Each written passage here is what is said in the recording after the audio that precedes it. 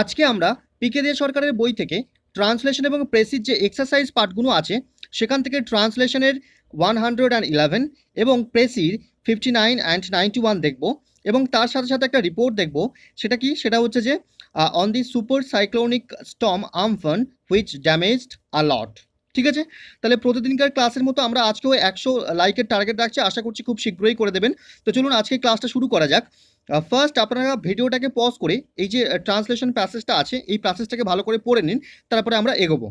ঠিক আছে, পড়া হয়েছে, তাহলে আমরা এগোই। দেখুন কি বলছে এখানে, দেখুন কি বলছে। ফার্স্ট যে লাইনটা কি আছে দেখুন, এখানে বলছে যে বঙ্গবাসীর গৃহে আতিথ্য স্বীকার করিতে যাইতেছিলাম, তার মানে আতিথ্য স্বীকার করতে যাইতেছিলাম পাস্ট কন্টিনিউয়াস টেন্স, তাহার উদ্যানে গাড়ি প্রবেশ করিল, মানে তার উদ্যানে গাড়ি প্রবেশ করিল। ঠিক আছে, তার মানে এটা কিন্তু এই যে গাড়ি প্রবেশ করিল এটাকে কিন্তু আপনাকে পাস্ট ইনডিফিনাইটে লিখতে হবে।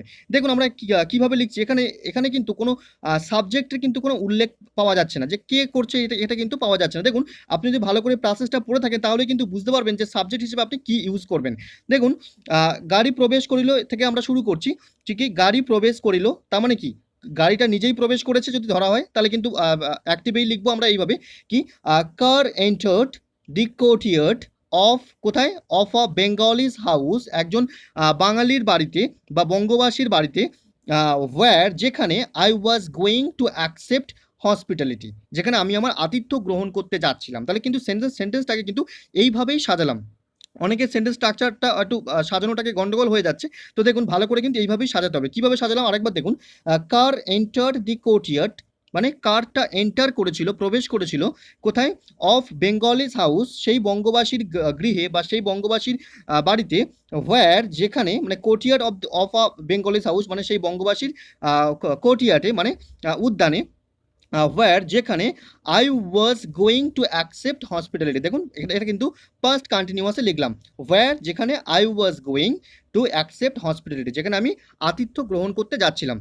তাহলে ব্যাপারটা কি হলো, এখানে যে ফার্স্ট যেটা লিখলাম, car entered the courtyard of Bengali's house, এই যে কার এন্টার দি কোর্টিয়ার্ড, এই যে ফার্স্ট লাইনটা এইটা কিন্তু আমি ফার্স্ট ইনডিফিনাইটে লিখলাম, আর বাকিটা কিন্তু পাস্ট কন্টিনিউয়াসে লিখলাম। ঠিক আছে, ব্যাপারটা ক্লিয়ার হলো। আচ্ছা, পরের সেন্টেন্সটা দেখুন কি বলছে এখানে, এখানে বলছে গৃহটি কোনো ধনবান ইংরেজের হইবে বলিয়া আমার প্রথমে ভ্রম হইল। এটাকে অনেকে অনেকভাবে লিখেছে দেখলাম, তো আমি এখানে ইলিউশন দিয়ে লিখলাম, যে ভ্রম মানে ইলিউশন ব্যাপারটাকে দিয়ে করলাম। দেখুন আন্ডার ইলিউশন মানে অ্যাট ফার্স্ট, দেখুন কিভাবে করছি এটাকে, একদম পাস্ট সিম্পল যে পাস্ট টেন্সটা সেটাকে ইউজ করে করলাম। দেখুন অ্যাট ফার্স্ট মানে প্রথমে, I was under the illusion, simple past tense. দেখুন I was under the illusion, আমি ভ্রমের মধ্যে ছিলাম, যে কি ভ্রমের মধ্যে ছিলাম সেটাকে এবার লিখছি। দেখুন মডেল অক্সিলারি ইউজ করতে হবে, যে মাইট ইউজ করেছি।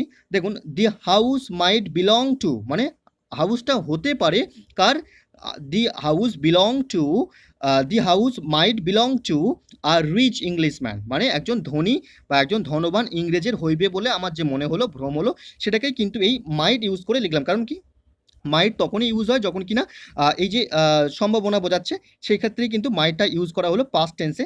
এবং কিভাবে ইউজ হলো এই সেটাকে একটু লক্ষ্য রাখবেন, কিভাবে আমরা সেন্টেন্স স্ট্রাকচারটাকে সাজাচ্ছি। ঠিক আছে, তাহলে কিভাবে করলাম আরেকবার দেখুন, অ্যাট ফার্স্ট মানে প্রথমে, I was under the illusion, মানে আমি ভ্রমের মধ্যে ছিলাম, যে the house might belong to, মানে হাউসটা হতে পারে কার, the house might belong to a rich English man, মানে একজন ধনী বা একজন ধনবান ইংরেজ মানুষের।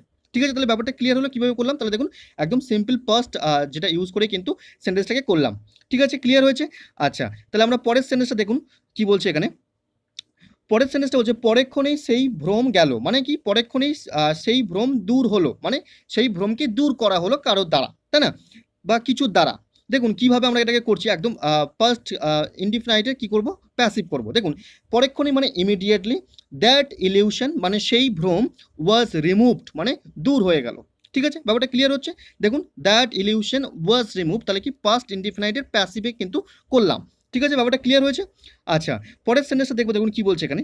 এখানে বলছে বারান্দায় গুটি কতক বাঙালি বসিয়া আমার গাড়ি নিরীক্ষণ করিতেছিলেন। অনেকে এখানে এই নিরীক্ষণ করিতেছিলেন কে ওয়াচ হিসেবে লিখছে। দেখুন ওয়াচ কিন্তু আপনি লিখতে পারবেন না, কারণ পর্দায় যখন স্ক্রিনে কোনো কিছু দেখানো হয় তখন কিন্তু ওয়াচ করা হয় সেটাকে। আপনি এখানে নিরীক্ষণটাকে ওভারলুক লিখতে পারেন বা লুকিংও লিখতে পারেন, মানে ওভারলুকিং বা লুকিং, বা আপনি এরকমও লিখবেন, ইন্সপেক্টিংও লিখতে পারেন। ঠিক আছে, বা এক্সামিনিংও লিখতে পারেন। দেখুন আমি এটাকে কিভাবে করেছি, ওয়াচ কিন্তু মানে ওয়াচিং কিন্তু হবেই না, ঠিক আছে। দেখুন কিভাবে এটাকে করলাম, এখানে এইভাবে করলাম। দেখুন এই যে বলছে কি বসিয়া, তাহলে আপনাকে পার্টিসিপেল করে করতে হবে, তাই না?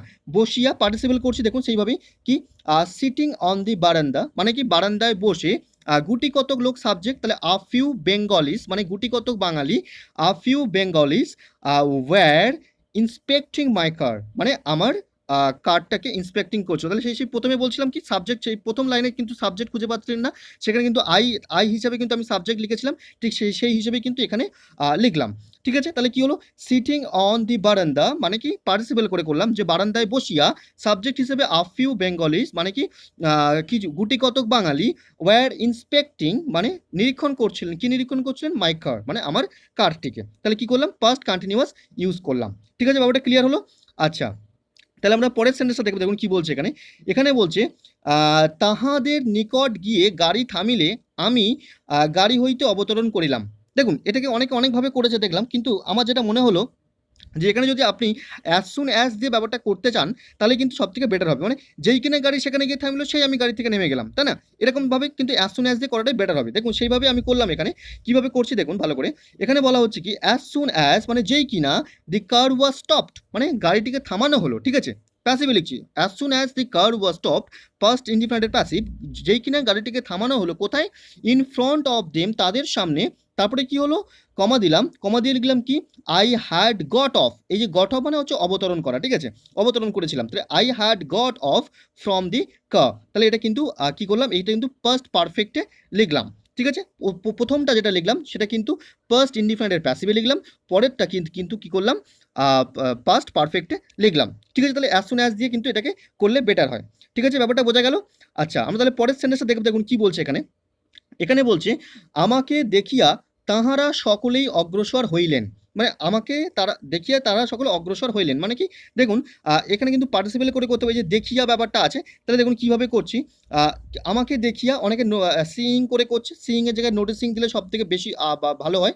দেখুন নোটিসিং মি, মানে আমাকে লক্ষ্য করে, দে অল, এই দে অলটা হচ্ছে সাবজেক্ট, মুভড ভার্বের সেকেন্ড ফর্ম, বাকিটা কমপ্লিমেন্ট, ঠিক আছে। তাহলে কি দে অল মুভড, তাহলে কিছু করলাম পাস্ট ইনডিফিনিটে করলাম, তাহলে নোটিসিং মি মানে পার্টিসিপেল করলাম, আমাকে দেখিয়া দে অল মুভড ফরওয়ার্ড, তারা সকলেই অগ্রসর হইলেন, পাস্ট ইনডিফিনাইট, ঠিক আছে, ব্যাপারটা ক্লিয়ার হলো তাহলে।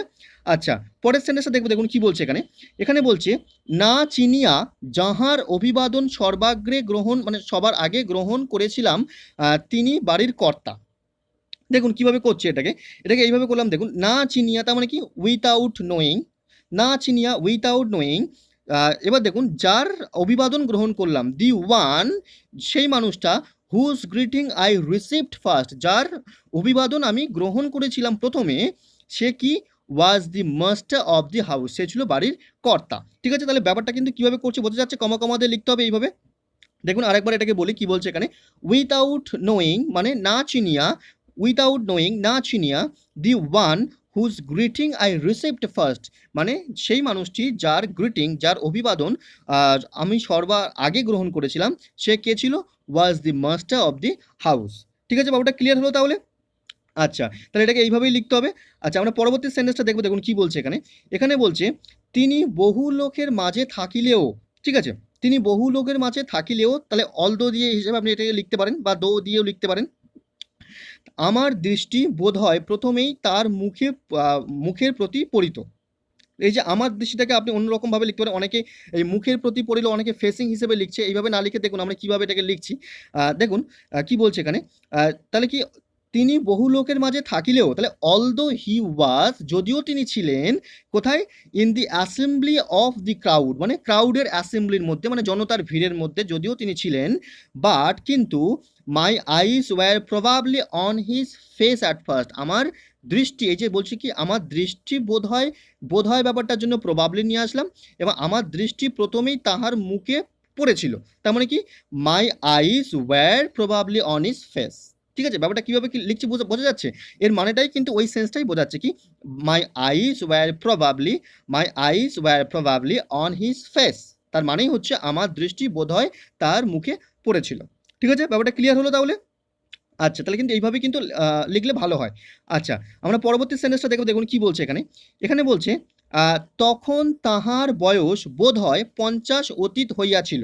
দেখুন এই যে 50 অতীত হইয়াছিল, কিভাবে লিখছে এটাকে, তখন হি ওয়াজ প্রবাবলি বিয়ন্ড অফ 50 দেন, একদম সিম্পল পাস্ট টেন্স ইউজ করে করলাম, হি ওয়াজ প্রবাবলি বিয়ন্ড অফ 50 দেন। এই বিয়ন্ড অফ 50 মানেই হচ্ছে কি 50-এর অতীত, মানে 50-এর বেশি, ঠিক আছে। তার মানে কি হি ওয়াজ প্রবাবলি বিয়ন্ড অফ 50 দেন, ঠিক আছে, ব্যাপারটা ক্লিয়ার হলো।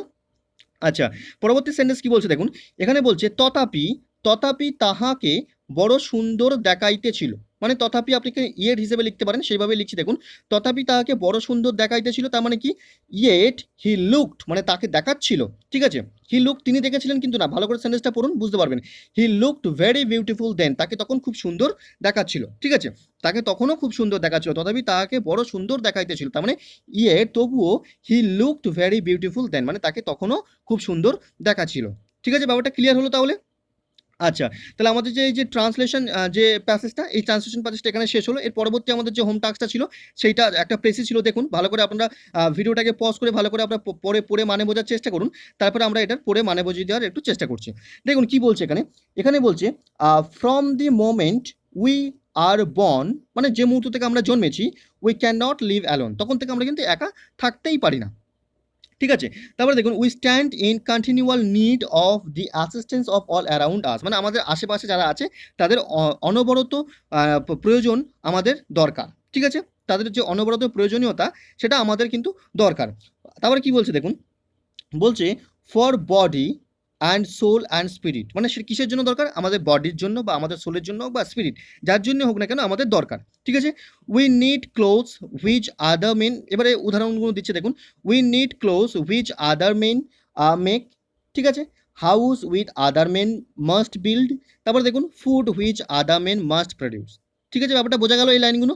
তারপর দেখুন কি বলছে, as children we need our parents to take care of us in body and mind, মানে কি, মানে বলছে চিলড্রেনদের কি দরকার, we need our parents to take care of us in body and mind, মানে তাদের বডি মাইন্ড এদের কেয়ার করার জন্য কিন্তু একটা চিলড্রেনদের তাদের প্যারেন্টসদের কিন্তু অবশ্যই দরকার, ঠিক আছে। তারপরে দেখুন as we grow up we need the care of others, মানে যখন আমরা বড় হয়ে যাই তখন কিন্তু আমাদের অন্যদের কেয়ার কিন্তু দরকার, অন্যদের প্রয়োজনীয়তা দরকার। তারপর দেখুন we can not exist a day without our fellowmen, fellowmen মানে কি, আমাদের যে ফেলোমেন সেই ফেলোমেনদের ছাড়া কিন্তু আমরা একদিনও কাটাতে পারি না যখন আমরা বড় হয়ে উঠি। We require teachers to educate us, আবার উদাহরণ দিচ্ছে, আগে যেমন উদাহরণ দিয়েছিল ঠিক সেরকম উদাহরণ দিচ্ছে, books and masters to teachers or trade, ঠিক আছে, ব্যাপারটা ক্লিয়ার হলো, টু টিচার্স আওয়ার ট্রেড। তারপর দেখুন and when we have learned it, যখন আমরা এগুলো সব কমপ্লিট করে ফেলি, শিখে ফেলি, অ্যান্ড এবং স্যাটেলড আওয়ার সেলফ ইন লাইফ, আমাদের জীবনে প্রতিষ্ঠিত হই, দেন কি উই রিকোয়ার লস, তখন কিন্তু আমাদের লজের প্রয়োজন হয়, আইন শৃঙ্খলার প্রয়োজন হয়, নিয়ম কানুনের প্রয়োজন হয়, কেন, কারণ দেখুন সেগুলো কাদের দ্বারা তৈরি, মেড বাই আদার মেন, সেগুলো অন্য মানুষের দ্বারা তৈরি, সেই সব আইন শৃঙ্খলা আমাদের প্রয়োজন হয় কি করতে, two secure to us our rights and property, মানে আমাদের যে অধিকার, আমাদের যে সম্পদ সেগুলোকে সিকিওর করার জন্য সেগুলোকে কিন্তু দরকার হয়ে থাকে। তেমন দেখুন সমস্ত কিন্তু দরকারের কথাগুলোই এখানে বলছে, কেন দরকার সেই সব উদাহরণগুলো কিন্তু এখানে ভুরি ভুরি করে দিচ্ছে, মানে মানুষের যে প্রয়োজনীয়তা দরকার, একটা মানুষ যে একা বেঁচে থাকতে পারে না, তার যে অন্য মানুষের প্রয়োজন দরকার, সে যখন ছোট থাকে তখনও দরকার, সে যখন আস্তে আস্তে বড় হয় গ্র্যাজুয়ালি তখনও তার দরকার, এই বিষয়গুলোই কিন্তু এখানে উদাহরণের মাধ্যমে কিন্তু ব্যাখ্যা করছে। তারপরে দেখুন কি বলছে, and we need friends to comfort us in sorrow and in joy, মানে আমাদের ফ্রেন্ডসদের কী জন্য দরকার, আমাদের যে সরো আমাদের যে জয় সেগুলো থেকে সেগুলোর জন্য, মানে সরোকে কমফর্ট করার জন্য বা জয়টাকে আরও বেশি করে এনজয় করার জন্য কিন্তু আমাদের ফ্রেন্ডসদের কিন্তু দরকার, সেটা কিন্তু এখানে বলতে চাইছে। তাহলে আপনি যখন ভালো করে পড়ছেন বিষয়টাকে তখন কি বুঝতে পারছেন, এখানে বলতে চাইছে যে কি কোনো মানুষ পৃথিবীতে কিন্তু একা বেঁচে থাকতে পারে না, সেটাই কিন্তু এখানে বলতে চাইছে, এবং বলছে কি যে মানুষের লাইফ সেটা কি সেটা কিন্তু রিকোয়ারমেন্টসে পরিপূর্ণ, মানে প্রয়োজনীয়তায় পরিপূর্ণ, ঠিক আছে। এবং একটা শিশু যখন হয় সে কিন্তু তার প্যারেন্টসের যে কেয়ার সেটাকে কিন্তু তার সেই প্যারেন্টসের কেয়ারের প্রয়োজনীয়তাকে কিন্তু অনুভব করে থাকে। তারপরে ধীরে ধীরে এবং সেই প্যারেন্টস প্যারেন্টসের কী দরকার, সেই প্যারেন্টসেরও দরকার তা সেই তার শিশুকে বা শিশুর প্রয়োজনীয়তা মেটানোর জন্য অন্যান্য মানুষের হেল্প, তাই না? তার যে খাবার, তার যে পোশাক, সেগুলোর জন্য অন্য মানুষের হেল্প দরকার, ঠিক আছে? তারপরে গ্র্যাজুয়ালি যখন সেই শিশুটা একটা চাইল্ড থেকে যখন ম্যান হয়ে ওঠে, বড় হয়ে ওঠে, তখন কিন্তু তার ফ্রেন্ডসদের দরকার পড়ে, বা তখন কিন্তু তার আইন শৃঙ্খলা দরকার পড়ে, বা অন্য জিনিসের দরকার পড়ে, যেগুলো কিনা তার জীবনের পরিপূরক হিসেবে কাজ করে। তার মানে কি? তার মানে ব্যাপারটা বলতে চাইছে যে একটা মানুষের পরিপূরক হচ্ছে তার আশেপাশে মানুষ, ঠিক আছে? ব্যাপারটা ক্লিয়ার হলো? আচ্ছা, দেখুন তাহলে আমরা ফার্স্ট একটা টাইটেল দেওয়ার কি চেষ্টা করলাম। টাইটেলটা দিলাম কি দেখুন, টাইটেলটা দিলাম no one can live without depending on others. মানে নো ওয়ান ক্যান লিভ, কেউ লিভ করতে পারে না, বেঁচে থাকতে পারে না উইথআউট ডিপেন্ডিং অন আদার্স, মানে অন্যদের উপর নির্ভর না করে কেউ কিন্তু বেঁচে থাকতে পারে না। এইভাবে আমরা একটা টাইটেল দিলাম। তারপর দেখুন কীভাবে লিখছি এটাকে এইভাবে লিখলাম। দেখুন কি বলছে এখানে, এখানে বলছে life is nothing but the full of requirements. মানে লাইফ রিকোয়ারমেন্টসের পূরণ ছাড়া কিন্তু আর কিছুই নয়, ঠিক আছে? তারপরে দেখুন a child needs the help of his parents to take care of. মানে একটা চাইল্ডের কী দরকার, একটা চাইল্ড তার দরকার তার প্যারেন্টসের টেক কেয়ার, মানে প্যারেন্টসদের যে কেয়ার সেটা কিন্তু তার দরকার। অ্যান্ড এবং the parents have to depend on others to fulfil the demands of the child. এবং সেই চাইল্ডের ডিমান্ডসগুলোকে পূরণ করার জন্য কিন্তু তার বাবা মাকে কী করতে হয়, অন্য মানুষের উপর নির্ভর করতে হয়, ঠিক আছে? গ্র্যাজুয়ালি ধীরে ধীরে when the child grows up, যখন সেই চাইল্ডটা গ্রো করে বড় হয়ে ওঠে, he also has to depend, তাকেও নির্ভর করতে হয় অন দি আদার্স, অন্যদের উপর কী করতে, two fulfil all his requirements, তার যে রিকোয়ারমেন্টস, তার যে প্রয়োজনীয়তা সেগুলোকে কিন্তু ফুলফিল করতে। ঠিক আছে, তাহলে ব্যাপারটা বোঝাতে পারলাম কীভাবে লিখছে এখানে। তাহলে আপনাকে সেই একই কথা বারবার বলতে হচ্ছে কি, আপনি ভালো করে ফার্স্ট পড়ুন কি বলতে চাইছে, যে কোনো উদাহরণগুলো দিচ্ছে সেগুলোকে নিজের ভাষায় একদম ছোট্ট করে নিজের মতো করে লিখবেন, এবং তার আগে চেষ্টা করবেন কি একটা ভালো করে সুইটেবল টাইটেল দেওয়ার, ঠিক আছে? টাইটেল যেটা সেটাই কিন্তু ডিপেন্ড করে যে আপনি কত মার্কস পেতে পারেন বিষয়টা, ঠিক আছে? তো টাইটেলটা কিন্তু একটা গ্রেট ফ্যাক্টর। টাইটেলটা অবশ্যই ভালো দেবেন, এবং তারপরে যে আনসারটা আপনি লিখছেন সেটাকেও কিন্তু অবশ্যই ভালো হতে হবে, ঠিক আছে? ব্যাপারটা ক্লিয়ার হলো তাহলে? আচ্ছা, তাহলে আমাদের এই যে প্রেসিটা কমপ্লিট হলো। এখানে আমাদের পরবর্তী যে হোম টাস্ক ছিল দেখুন, সেটা ছিল কি, একটা রিপোর্ট ছিল আমফানের উপরে। সেই রিপোর্টটাকে আমরা দেখবো। দেখুন কীভাবে লিখছে এটাকে। দেখুন ফার্স্ট আমরা একটা টাইটেল দিলাম কি, রিপোর্টের title super cyclone Amphan damaged a huge, ঠিক আছে? ক্লিয়ার হলো? তারপরে দেখুন রিপোর্টের যে ফরম্যাট সেই ফর্মালিটি মেনটেন করলাম। তারপরে দেখুন ফার্স্ট যে প্যারাগ্রাফটা সেটা আমরা ফার্স্ট স্লাইডে দেখতে, দেখুন কী বলছে এখানে। এখানে বলছে super cyclonic storm Amphan was a powerful and deadly cyclone, ঠিক আছে, that cost wide spread damage, মানে যেটা বিশাল ক্ষয়ক্ষতি করেছে ইন ইস্টার্ন ইন্ডিয়াতে অ্যান্ড বাংলাদেশ, এবং বাংলাদেশে ইন মে 2020, ঠিক আছে? ব্যাপারটা ক্লিয়ার হলো এই লাইনটা? আচ্ছা, তারপরে দেখুন কি বলছে, it was the strongest tropical cyclone to strike the Ganges Delta since Cedar of 2007 season, and the first supercyclonic storm to occur in the Bay of Bengal since 1999 Odisha cyclone। মানে এখানে আমরা একটা তুলনা করলাম, ঠিক আছে? ব্যাপারটা ক্লিয়ার হলো? আচ্ছা, তাহলে আমরা পরবর্তী যে স্লাইডটা আছে সেই স্লাইডটা দেখুন কি বলছে। মানে পরবর্তী স্লাইডে আমরা কি দেখছি, পরবর্তী যে প্যাসেজটা, মানে পরবর্তী যে প্যারাটা সেটাই দেখবো। দেখুন কি বলছে এখানে। এখানে বলা হচ্ছে according to the press report causing over $13 billion of damage, Amphan is also the costliest cyclone ever recorded in North Indian Ocean, ঠিক আছে? তারপর দেখুন সারপাসিং, মানে সেটাকে কি মানে কি ওভারটেক করছে, সারপাসিং করছে, কি পার করে দিচ্ছে সেটাই বলছে যে সারপাসিং দি রেকর্ড, মানে রেকর্ড ভেঙে দিচ্ছে কি, surpassing the record held by the cyclone Nargis 2008, ঠিক আছে? ক্লিয়ার হলো? নার্গিস 2008-এ যে সাইক্লোন হয়েছিল সেটাকে কিন্তু কী করেছে, রেকর্ডটাকে ভেঙে দিয়েছে। তারপরে দেখুন it is reported that the first tropical cyclone of 2020 Amphan originated from a low pressure area persisting a couple 100 Miles east of Colombo, Sri Lanka, ঠিক আছে? কোথায় উৎপত্তি হচ্ছে সেটাই বলা হচ্ছে। সেই তারিখটা দেওয়া হলো কি, অন 13th of May 2020, ঠিক আছে? এখানে কিন্তু ইনফরমেশনে ভর্তি, মানে কীভাবে ব্যাপারটা ঘটেছে সেটাই কিন্তু এখানে বলা হচ্ছে, ইনফরমেশনগুলো দেওয়া হচ্ছে। তারপর দেখুন ট্রেকিং নর্থ ইস্টওয়ার্ড, তারপরে সে ইস্টওয়ার্ডের দিকে গেল। The disturbance organised over exceptionally warm sea surface temperature, ঠিক আছে? তারপরে দেখুন কি বলছে, the joint typhoon center upgraded the system to a tropical depression on May 15, while the Indian Meteorological Department যেটাকে আইএমডি বলা হয়, সেটা কি বলছে, followed suit the following day. ঠিক আছে, ব্যাপারটা ক্লিয়ার হচ্ছে? তাহলে আপনারা ভালো করে দেখুন কি বলছে এখানে। তারপরে কি বলছে দেখুন, on 17th May it underwent rapid intensification and became an extremely severe cyclonic storm within 12 hours। ঠিক আছে, 12 আওয়ার্সের মধ্যে সে আরও সিভিয়ার হয়ে উঠলো, সেটাই কিন্তু বলছে। তারপরে দেখুন, অন 18th May, মানে পরপর দিনগুলোকে বলা হচ্ছে, on 18th May at approximately 12 UTC it reached its peak intensity with 8 hours sustained, মানে সাস্টেন উইন্ড স্পিড অফ 240 কিমি, মানে এই 12 আওয়ার্স যখন, মানে যখন 12টা বাজে সেই সময় কিন্তু সে তার উইন্ড স্পিডটা কিন্তু প্রায় কত ছাড়িয়ে গেছে, 240 হয়ে গেছিলো। ঠিক আছে, 240 কিমি পার আওয়ার হয়ে গেছিলো, সেটাই বলছে। তারপর দেখুন, it entered Kolkata at a speed of 150 কিমি, মানে কলকাতাতে 150 কিমিতে প্রবেশ করে বেগে। তারপর দেখুন, it uprooted thousands of lamp post and more than a million of trees, মানে কি ক্ষতিগুলো সেটা বলা হলো। তারপর দেখুন, the total communication system was disrupted for a long days. ঠিক আছে, ব্যাপারটা ক্লিয়ার হলো তাহলে এখানে। আচ্ছা, তাহলে আমরা পরবর্তী স্লাইডে কি দেখবো, থার্ড যে প্যারাগ্রাফটা সেটা দেখবো। দেখুন কি বলছে এখানে।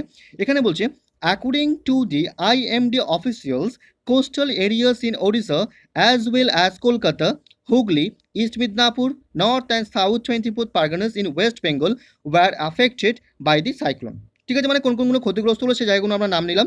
তারপরে কি বলছে, it also cost significant destruction in Bangladesh also. ঠিক আছে, ক্লিয়ার হলো। তারপরে দেখুন কি বলছে, the West Bengal government has extended the helping hands by announcing of a compensation of ₹20,000 for the fully affected family and ₹5,000 for the mild affected family to their own bank accounts within a few days after applying। ঠিক আছে, ব্যাপারটা clear হলো, যে স্টেপটা নেওয়া হয়েছে West Bengal গভর্নমেন্টের দ্বারা, সেটা কিন্তু আমরা এখানে উল্লেখ করলাম। তাহলে এইভাবেই আমরা কি করলাম, রিপোর্টটাকে কমপ্লিট করলাম। তো আপনারা চেষ্টা করবেন এইরকম লেখার, বা এর থেকেও ভালো যদি আপনারা লিখতে পারেন তো চেষ্টা করবেন সেরকমও লেখার। যেহেতু এখানে আরও অনেক কিছু লেখা যায়, কিন্তু যেহেতু ওয়ার্ড লিমিট আছে, তাই আমরা চেষ্টা করলাম সংক্ষেপের মধ্যে যতটা তথ্যগুলো দিয়ে লেখার। ঠিক আছে, ক্লিয়ার হলো। আচ্ছা, তাহলে এরপরে আমরা কি করব, আমাদের যে পরবর্তী যে হোম টাস্কটা ছিল, যে প্রেসিটা ছিল, সেটা আপনারা একবার ভিডিওটাকে পজ করে ভালো করে পড়ে নেওয়ার চেষ্টা করুন, মানেটা বোঝার চেষ্টা করুন। তারপরে আমরা চেষ্টা করছি কি বলেছে বুঝিয়ে দেওয়ার। দেখুন কি বলছে এখানে।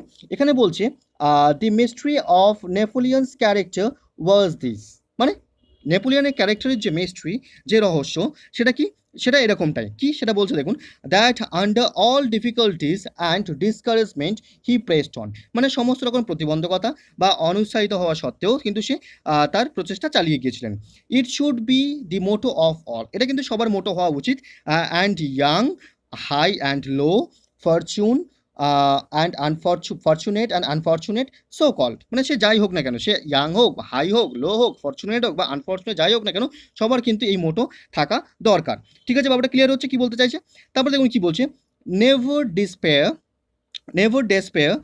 never be discouraged, however great the difficulties and repeated the failures, press on, মানে যতবারই ডিফিকাল্টিস আসুক না কেন, যতবারই ফেলিউরস আসুক না কেন, তো কোনোভাবে ডিসকারেজ হলে চলবে না, চালিয়ে যেতে হবে, সেটাই কিন্তু বলছে।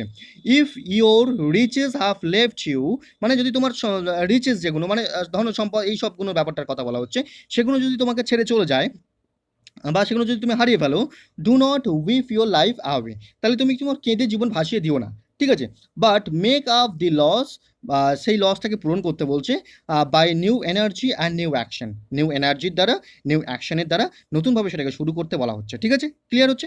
তারপর দেখুন, if an unfortunate bargain has upset your business, মানে যদি কিনা আনফর্চুনেট কোনো দর কষাকষি আপনার বিজনেসকে যদি প্রভাবিত করে, do not give up all as loss, সেগুলোকে কিন্তু ছেড়ে দিতে বারণ করা হচ্ছে। ঠিক আছে, তারপর দেখুন, ত্যাগ করতে বারণ করা হচ্ছে, but work all the more vigorously, মানে আরও দৃঢ়ভাবে কিন্তু কাজ করতে বলা হচ্ছে। If those whom you have trusted betrayed you, যাদেরকে তুমি বিশ্বাস করছো সে যদি তোমাকে বিট্রে করে থাকে, বিশ্বাসঘাতকতা করে থাকে, ডু নট বি ডিসকারেজ, তাহলেও কিন্তু ডিসকারেজ হলে চলবে না। তাহলে এখানে ভুরি ভুরি উদাহরণ দিচ্ছে কেন, মানে ডিসকারেজ হলে চলবে না, এটাই কিন্তু মেন বক্তব্য। ঠিক আছে, তারপর দেখুন, বাট কিন্তু প্রেস অন, মানে চালিয়ে যাও, ফাইন্ড আদার, অন্য কাউকে খোঁজো যে কিনা আরও বেটার হতে পারে। ঠিক আছে, learn to live within yourself, নিজের মধ্যে বাঁচতে শেখো, ঠিক আছে, অপরের মধ্যে নয়, সেটাই বলছে। Let the foolishness of yesterday make you wise today, মানে গতকালের ভুল কিন্তু আপনাকে আগামী দিনে কি করে তুলবে, ওয়াইজ করে তুলবে, ঠিক আছে।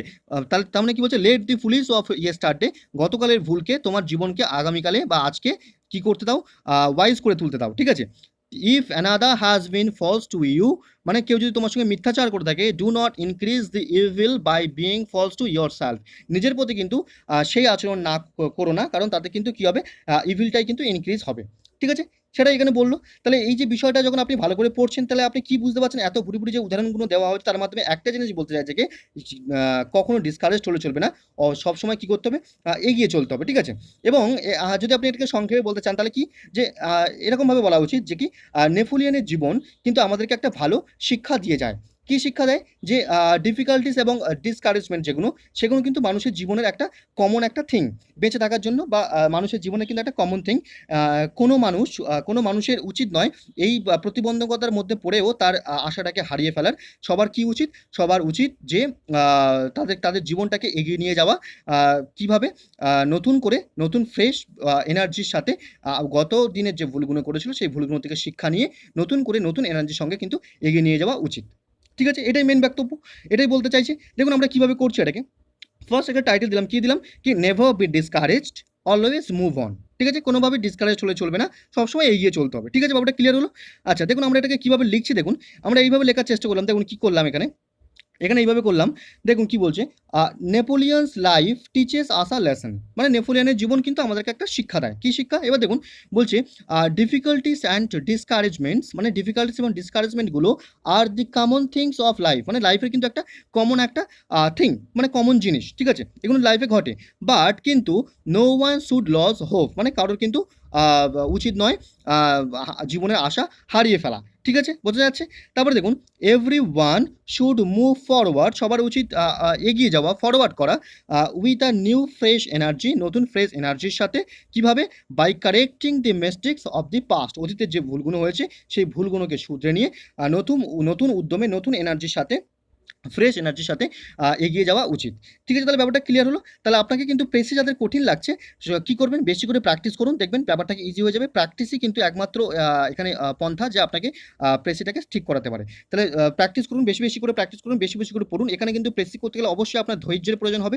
এখানে আপনাকে ধৈর্যের পরীক্ষাও দিতে হবে যে আপনি কতটা ঠিক করতে পারছেন। যতটা আপনি বেশি বার দিয়ে প্র্যাকটিস করবেন ততটাই কিন্তু আপনি ভালো করে স্কিল পাওয়ারটা প্রেসির উপর বাড়াতে পারবেন। তো যখনই যা প্রেসি দেওয়া হচ্ছে সেই প্রেসিগুলোকে ভালো করে পড়ুন, 2বার 4বার 5বার, যতক্ষণ না আপনি মানেটাকে সঠিকভাবে বুঝতে পারছেন সেটাকে পড়ুন। দরকার হয় ভাগ করে নিন, ভাগ করে নিয়ে সেটাকে সংক্ষেপ করুন, এইভাবেও করতে পারেন।